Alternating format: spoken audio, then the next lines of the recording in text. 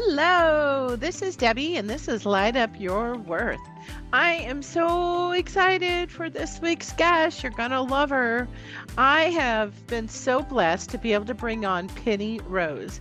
Penny Rose is a distinguished forensic accountant who recently transitioned into a thriving career as a tax strategist, specializing in content creators, coaches, and course creators. Penny brings a unique perspective to the realm of tax planning and strategy as her and her husband live in their RV full time. I am so excited to have you on, Penny. Thank you. I am so excited to be on with you as well, Debbie. We met in a program and then we transitioned to another program. It's so great. I really appreciate this opportunity to talk with Yeah, I am too. You're my first CPA that I've ever had you. on. My career actually started in finance years ago up in high tech. There's some things I understand about finance, and then there's some things I don't. And it's really quite fascinating. Plus, I'm all about the whole energy work and all of that good stuff. One of the things I wanted to drop into, and I know that you love to talk about, is this Mhm. triangle of freedom. Yeah, thank you for teeing that up for me. I learned about the Triangle of Freedom from a group called Location Independent, and the leader of Location Independence, his name is Travis. He did a presentation on the Triangle of Freedom, and I understood that is the graphical representation of the way that my husband and I choose to live our life. The three sides of the triangle are financial independence, time independence, and location independence. You could look at it as a triangle, or you could look at it in a pie graph situation. And you can think of it that the sides don't necessarily need to be equal. There are times in your life where financial independence may be your highest goal, and you may be willing to sacrifice a little bit of time independence or a lot of us that work full time at regular jobs where they like to see us and they like to have us sitting in our seats have to give up location freedom in order to get some of the financial resources in the current day, which will lead us to have a more balanced view of the triangle of freedom in later days. Wow. I like visuals. I like the triangle or the pie of how the pie doesn't have to be all separated out with equality in all of the areas at all of the time based upon your whole life circumstances of what you need in this season. Yep, that's exactly what it is. I've shared with the listeners is that I do have a long-term vision of being able to be out on the road. For myself, it would look like 3 or 4 months out, 3 or 4 months back, 3 or 4 months out and back. And maybe it would be longer than that, but that's the vision I see now. I'm always fascinated on how people are able to get there. As entrepreneurs, how do we move towards that financial independence? Yeah, as a CPA, and as you listed in my biography, I help new business owners get their business set up on a foundation that will give them financial independence. There's a couple of ways that you can look at if you're working full time in a traditional job, how you transition from basically from A to B. They're so different if you decide to go from one camp to another. I highly recommend having a side hustle, regardless of whether you're ever going to make the jump or not. If you have a full time job and you have the opportunity to have a side hustle, I highly recommend people do that. If you get to the point where you realize that you don't want to work your full time job anymore, you've already had some tenure working in that side hustle. You can either look at it that your side hustle provides 50% of what you need. And you know that as a side hustle, if you leave your job, then you'll have more time, and that more time can translate into the fullest expression of your side hustle becoming your main source of income. The other way to look at it is you could say there's some people like Ramit Sethi, who has a podcast and he's written a really good book called I Will Teach You to Be Rich. He recommends that you wait until your side hustle fully replaces your job and that it does it consistently for 3 to 5 months. Ramit's advice to wait until you are getting the full amount that you need in a consistent basis is the most conservative way to look at it. The other way that I mentioned is a little bit riskier. And then, of course, there are people that just go ahead and leave and then figure it out because they're free to do that. We've probably met people that have done all kinds, but I really think the best way to make that happen is with a side hustle. Testing out your side hustle while you have a full-time job is the best way to do it, because what if you really don't like it? What if you don't want to spend any time on it? Then you still have your full-time job and you could pick a new side hustle. I agree with that. And you know what I've noticed is many years ago now, I jumped into something that I thought would fuel me. I got to a point in it, it wasn't that far down that road that I realized this doesn't always light me up. I've been looking for that balance between coaching, the energetic healing I do, and the subconscious. What was I going to go focus on? Was it corporate? There's a lot to figure out in the bigger realm of what we do with our strengths and what you want to do on an everyday basis to be able to do that. What I learned in that was that I'm much more conservative, is that I need the boat closer to the dock because it woke up my inner child, just went screaming. And that energetically, that frequency was out there. I call it the car payment breath. It's almost like this desperation. And I didn't think I was doing that, but in looking back in reflection, because then I thought, okay, I'll go take another role. And I got recruited out someplace pretty quickly. I realized after a couple paychecks under my belt, I did do car payment breath. I love the visual of that. And I've never heard it that way. And yet it's so easy to understand that concept. I like that you're helping people make these decisions on what's going to work best for them versus just jump, or are you conservative? I think we're allowed to be all of the above, and using the vehicle of your part-time soul calling, I like to call it, instead of the hustle. I think we're allowed to change our mind. You might discover that you really don't like it. It's easy for me. I've had so many different careers. I was able to take pieces from one career and apply it to the next career. That comes from changing my mind. I worked in that area, it no longer fit me. We have to be allowed to say, that doesn't fit me. I need to do this instead. Some of what happened to me after COVID, I worked for the United States government and they're not big on telework. But during COVID, we were allowed to work from home 50% of the time. So 1 week on, 1 week off. I loved it. I had never had that opportunity, and I had statistics put together that I could make a case that was actually much more productive working from home than being in the office. I'm a very social person, and I'll go into the office and talk to Melissa, and I'll talk to Kimberly, and I'll talk to Tammy, and I'll talk to Sarah. I've already been there 3 hours and I'm not sure what I've done besides log onto my computer. Whereas at home, when I would have been getting in my car to drive to work, I would just sit down and start working. I would realize by that same 10 o'clock time period, I'd actually work real work for 4 hours. You were called back into the office. I applied to have a permanent telework schedule and was denied. And I said, okay, this no longer fits me. I need to find a way to do something that fits me better than this. And it took me a couple of years to get to the point where I was able to leave my job. I left on June 2nd of this year. I'm only 5 months in so far. That is wonderful. Joy eludes from you.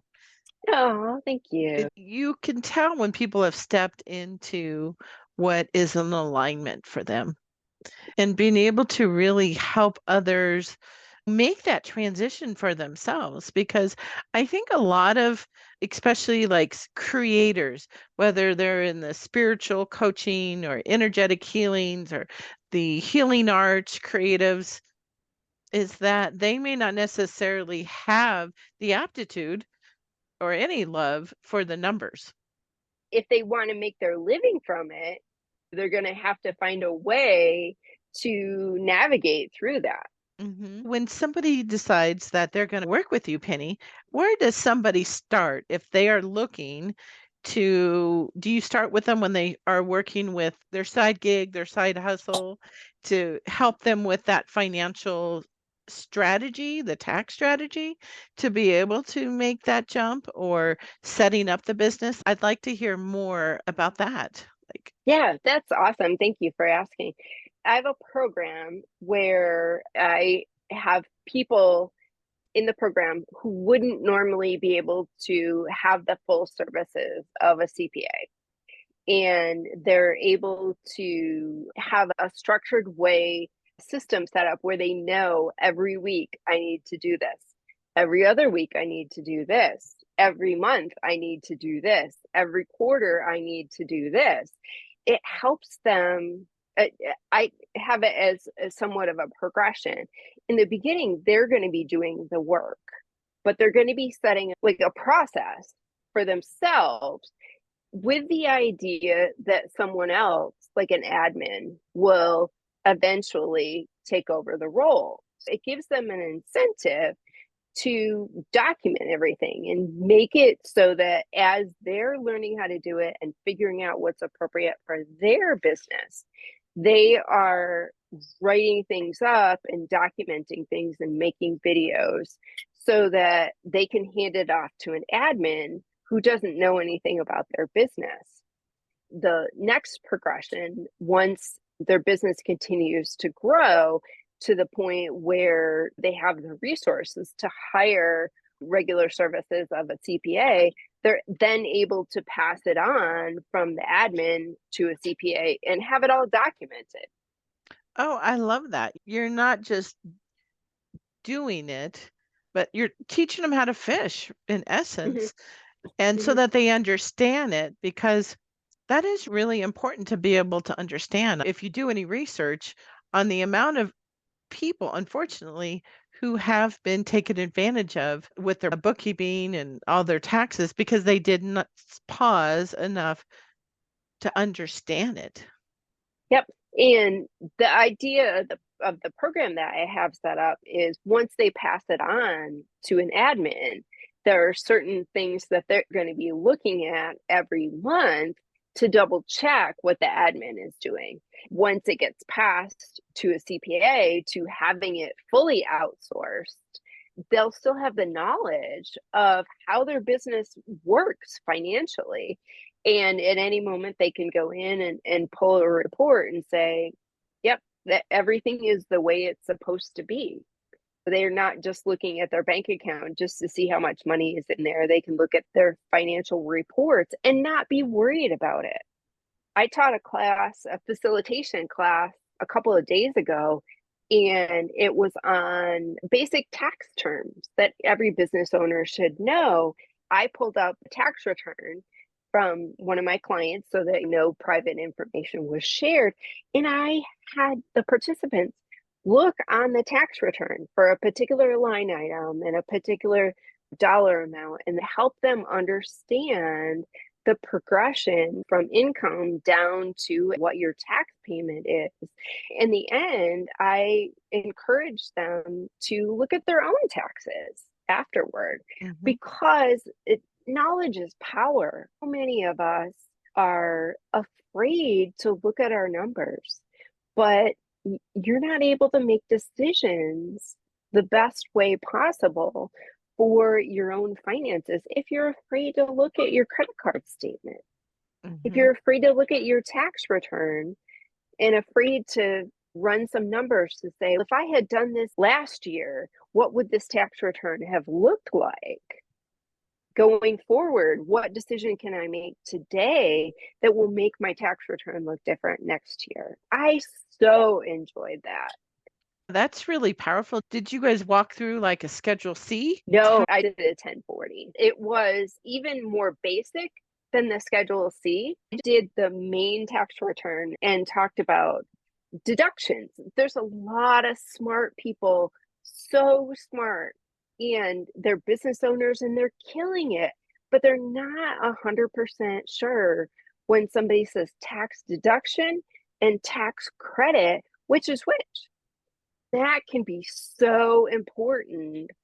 Tax credit directly reduces the amount of money that you pay. It's taken off of your tax bill, whereas a deduction is taken off your income. Your income gets reduced and your tax is calculated. And off that calculation, your tax credits come. If you're hearing your friends talk different tactics, I have clients, unfortunately, who watch too much TikTok, and TikTok tax it's a real thing, and I spend hours trying to explain to my clients why something they heard doesn't work. If you hear somebody talking about something and you know it's really a tax deduction and they're calling it a tax credit, then you know that person obviously isn't credible, and you would need to invest a lot more time to understand if that tactic really works for you. It's the basis for the starting point for moving forward with a Schedule C, Mm-hmm. because Oh, everybody has a 1040. I've had a Schedule C for many years with my tax return. I go through and I have my different software that I use, Zoom or the calendar, and I add all of those type of expenses. I have my coach or business mentors in there as education, ongoing training that I need as an entrepreneur. I keep track of my revenue, my income that I Mm-hmm, make mm-hmm, through all the mm-hmm, different sources. I keep track of how I receive it in so that I'm able to go through and say, okay, this is from my Patreon account. This is from a mm-hmm, workshop. This is from mm-hmm. a one-on-one coaching. Do keep track of that. I've gone back and forth with different softwares to depending on how busy my business is at the time, and then even categorize what was podcast income versus coaching income. That's huge. That is so important to do, because I'm working with somebody now who has 4 different streams of business. And even companies that bring in $2 million a year can't necessarily tie the revenue from a stream to the expenses of that stream. You could be in as a whole profitable, yet you're way underwater. And if you are able to match up the revenue that's coming in to the expenses that are going out on that, if you don't like it and you're losing money on it, you could just cut that out and you're going to do even better. But if you keep them separate, you have no idea which one is profitable and which one is the drain on money. You can use this to help them strategize on how to move forward in the next year, Mm-hmm. going back to the whole triangle of freedom with financial location and then time. I think it would be really interesting because when you work in a job in corporate or yours was in government, there's different divisions, there's different product lines. I think stepping into you are the CEO. You may not be making $6 billion, but it might be on a smaller scale, but the concepts are the same. And understanding that all corporations have an accounting and a financial group, they all have a profit and loss. Yep. I always believed this, and I experienced it. I confirmed that it was correct, that habits I developed when I had a very small business continue. Because once you get the process set up and you start doing it, it doesn't matter. You could 100x your revenue and hopefully not 100x your expenses. Once you get it on a schedule, you don't need to change. if you get the foundation correct and you can grow your business and continue to have the same great habits that you started when your business was small. If you had to provide 3 tips on somebody you would want them to go check for their taxes. There's a fantastic book out there that I recommend all new business owners read, and it's called Profit First. It helps you understand that you can use a percentage basis, and you can say that X percentage of what you bring into your business can go into your personal expenses. You're going to pay yourself at the lowest level. These are primarily for lifestyle businesses, but most of the people that I work with are wanting to develop a lifestyle business. 2% of the revenue that you bring in can go to your personal budget, and 30% of your revenue can go for your operating expenses. I found that to be very helpful for new business owners who don't really know. They know they want this subscription and that subscription, and they want that class, and they want this piece of equipment. If you can figure out on a yearly basis the minimum of what you need, and then you can figure out how much revenue you need to bring in order to be able to make that 30%. If you know that you need all of the things that you need for your business in order to run it the way that you want to run it is $3,000 a month is what you need for operating expenses. If you use the 30% rule, then if you can bring in almost every month or on average, pretty consistently $10,000 in revenue, you know that you've got enough with an average of 10,000, a consistent average of 10,000 in revenue, you're going to be able to afford that 30% or $3,000 a month and be able to maintain your business. The 50% goes to your personal, you're paying yourself 50%. 30% can go to your operating expenses. And then 15%, that's 1/5, should go for your tax withholding. Because unlike having a full-time W-2 job, no one is helping you set aside money. You are fully responsible for setting aside the money that you need to pay your taxes. 15% of your gross, your business is bringing in $10,000 a month. If you're going to set aside $1,500 every month. And at that point, if you're based on those numbers, when you're starting to set aside $1,000 or more, you are at the point where you should start making quarterly estimated payments for your business. As a W-2 earner, you could go into payroll and have them withhold more out of your paycheck. And then you don't have to do both. You don't have to make quarterly estimated payments and have money taken out of your payroll. While you're still working, you can just have your employer take out more. Then the last percentage is 5% is what's left over. And that's your profit. It's only 5%, but you're going to let that grow. That's the amount of money that you're going to use to grow your business. The 30% or 3,000 in the example that I gave you is your operating expenses. That's what you need to be able to run your business. But if there's some new tool that you want that you need to start saving up for, you can use that 5% on a consistent basis until the balance in your profit account gets to be enough to cover that tool that you want. I gave you the whole picture, and within there are at least 3, if not 5 or 6 things that I recommend all business owners look at. And it relates to taxes in terms of setting aside 15% of your gross revenue. Every time you get paid, you put 15% away.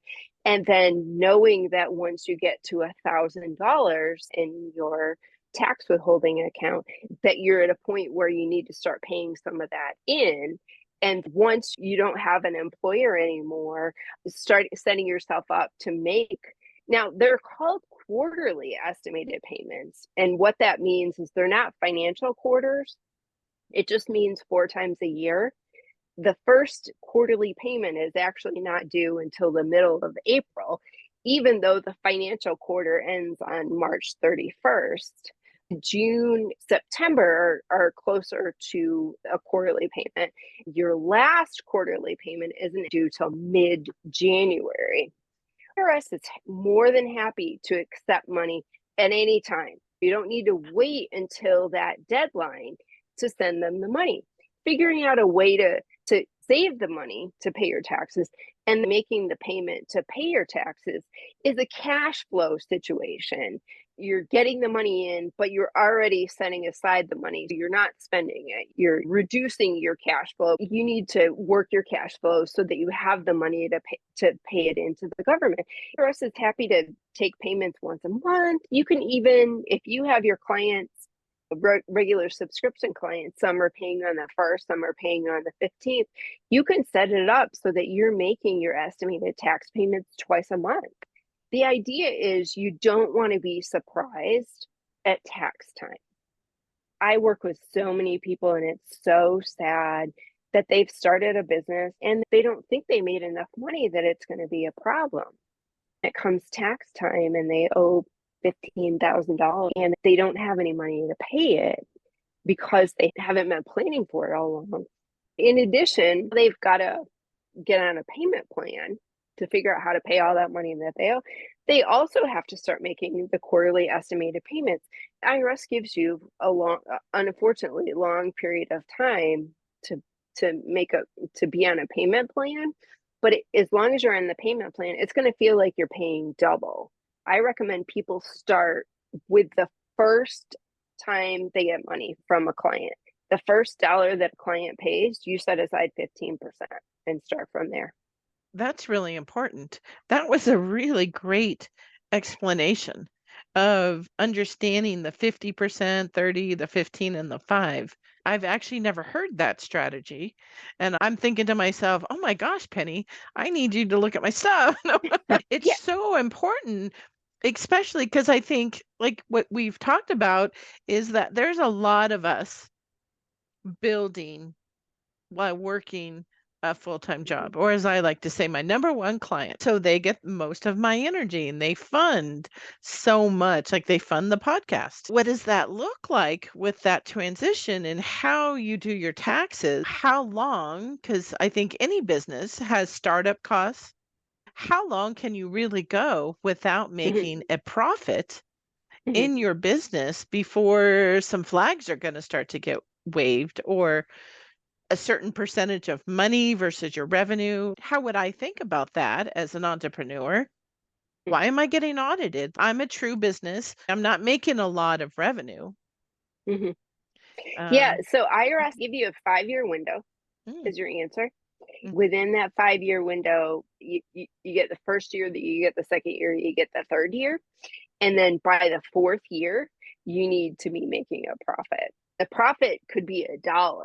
It doesn't need to be beyond that. It's just that you will start drawing attention. When I'm working with clients that have a side hustle, they have a full-time job and they have a side hustle, I recommend that they look at it the first year.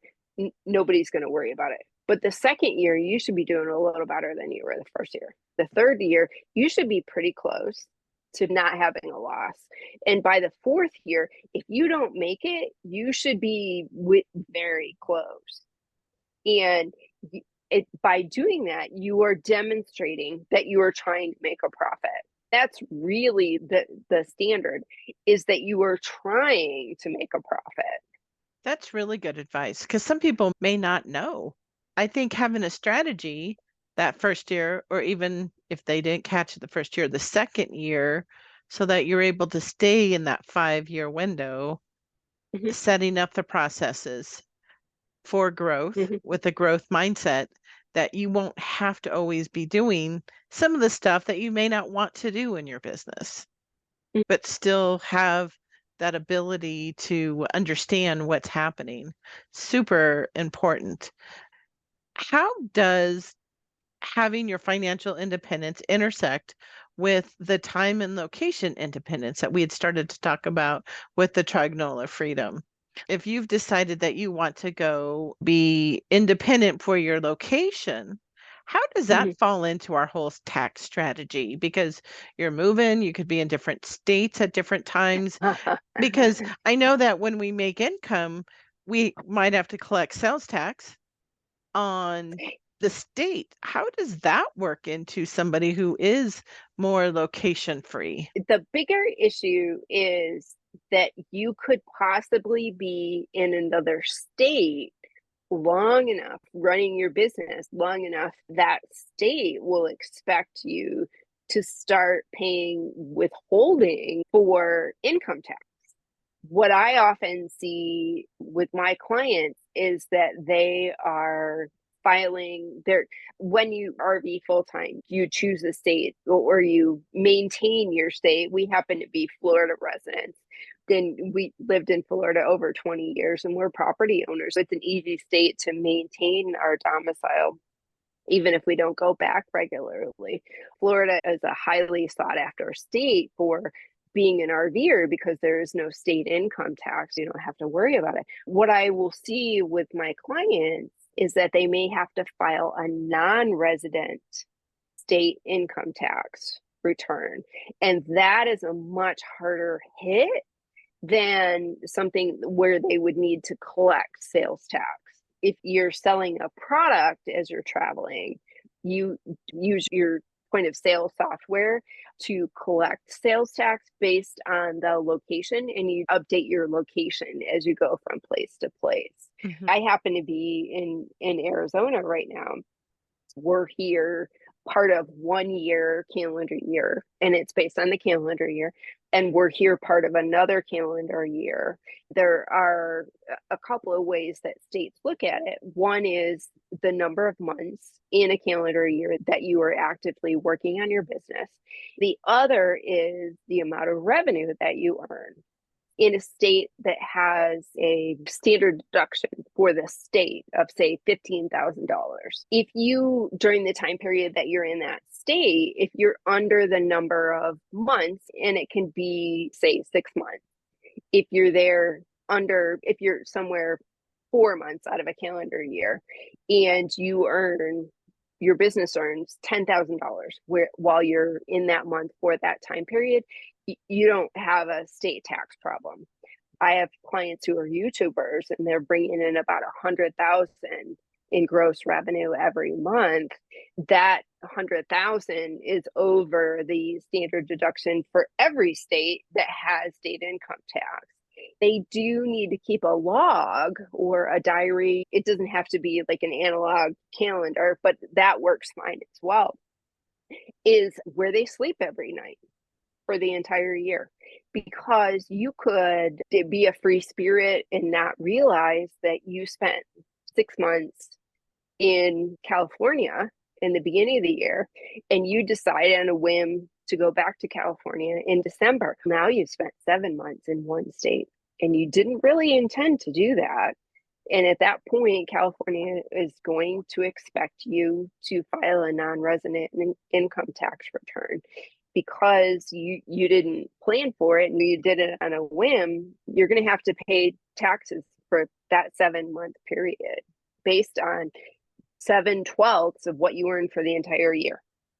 I find that really interesting if you are traveling, keeping track of where you are, especially if you know you're going to be over every threshold for every state. Because I have found that IRS has been really easy as not all that difficult as an entrepreneur to be able to pull some of the stuff together.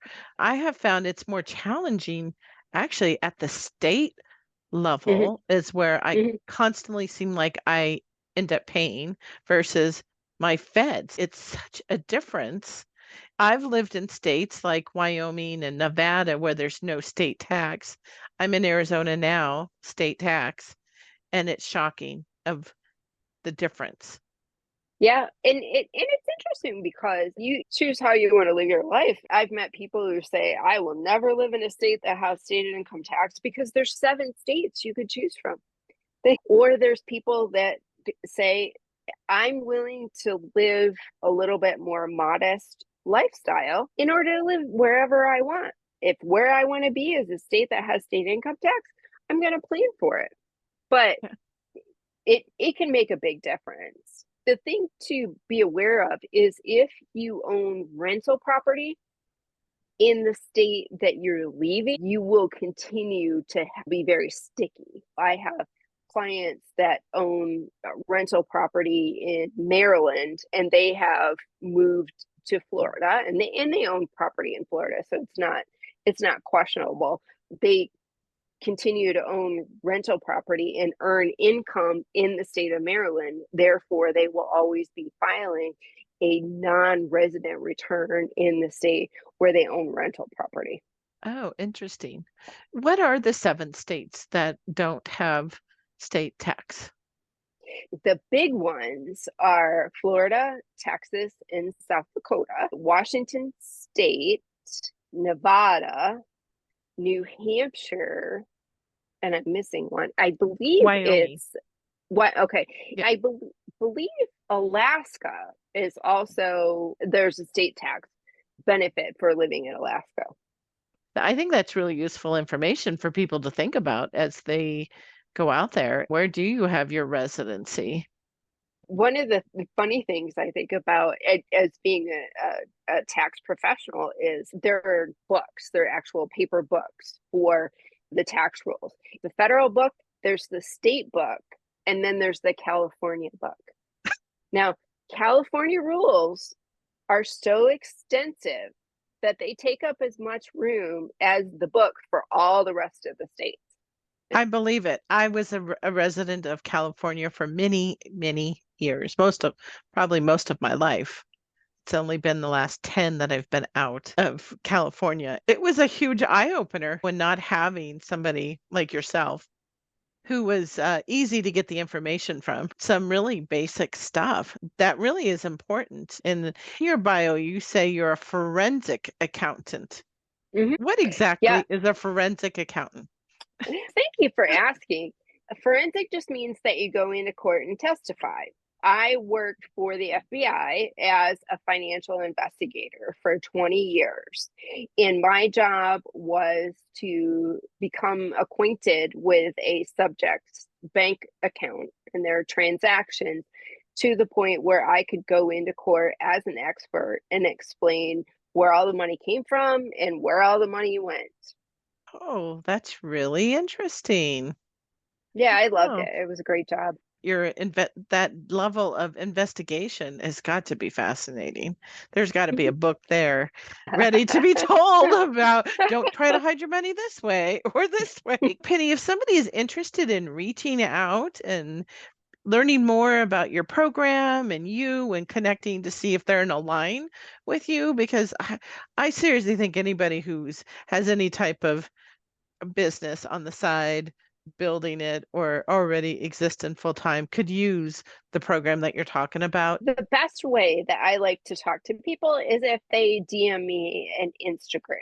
Mhm. And that's my favorite way to talk to people. If you say, "Hey, I heard you on Debbie's podcast and I've got a question about XYZ," I will definitely respond and see what I can do to help you and provide information and talk about my program if you think that is something that you could use.